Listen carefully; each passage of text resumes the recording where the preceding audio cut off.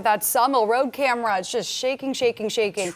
And as Meredith was saying, the gust of winds that we're experiencing right now, that is a top concern as people start to wake up this morning. Yeah, and the winds are expected to last throughout the day. There are some reports of power outages, mostly near Whitehall, but most have come back online in the last hour or so. That's why we have team coverage for you this morning. 10 TV's Carla Rogner live in Dublin to check out what you'll be experiencing in that area today. Carla, good morning. Yeah, very windy here in Dublin. We are in Bridge Park right off of Riverside Drive. You can see there's some pretty steady winds, but every once in a while a big gust comes through and it really almost knocks you off your feet just even getting out of the car. It's that kind of wind where you're holding on to the door, making sure that doesn't fly open. So it's definitely going to be something that you'll notice today.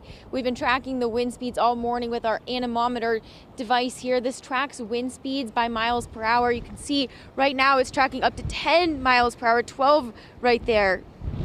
It's been pretty consistent between 13 and 20 miles per hour, I'd say, for the last hour or so that we've been out here in Dublin.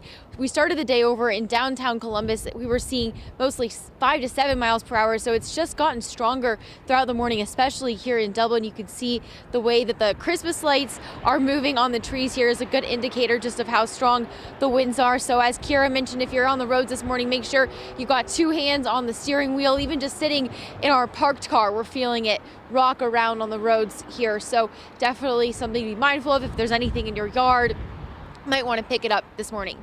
Back to you guys.